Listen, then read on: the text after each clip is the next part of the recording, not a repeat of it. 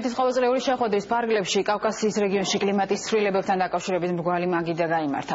მხარეებმა კლიმატის ცვლილებების გამომწვევ მიზეზებსა და მისი შედეგების გადაჭრის გზებზე იმსჯელეს.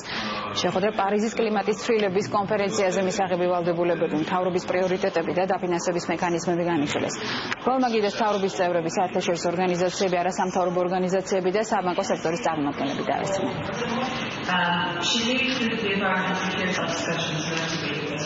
გაიმართა კლიმატის ცვლილების მრგვალი მაგიდა, ძალიან მნიშვნელოვანი ღონისძიება, რადგან დაესწრო როგორც ბანკის წარმომადგენლები, ასევე ღია საზოგადოების წარმომადგენლები. ჩვენ ვფიქრობთ, რომ ჰიდროენერგეტიკის განვითარება, რა თქმა უნდა, სწორი გზით განვითარება მნიშვნელოვან წვლილს შეიტანს სათბურის გაზების ემისიის შემცირებაში და შესაბამისად ამ მიმართულებით საქართველოს გადადგამს ძალიან მნიშვნელოვან ნაბიჯებს, რაც საბოლოოდ ჩვენი ეკონომიკის განვითარების წინაპირობა იქნება. კლიმატის ცვლილებასთან დაკავშირებით მივიღეთ მონაწილეობა რამდენიმე ორგანიზაციამ და გარემოსდაცვის წარმომადგენელმა. საქართველოს აღიარო, რომ კლიმატის ცვლილება ეს არის რეალური ფაქტი და შეიძლება მნიშვნელოვანი ზარალი მიაყენოს საქართველოს და ამ დროს აუცილებელი არის ქვეყანა ჩამოაყალიბოს ძალიან მნიშვნელოვანი ღონისძიებები ადაპტაციის და მიტიგაციის კუთხით.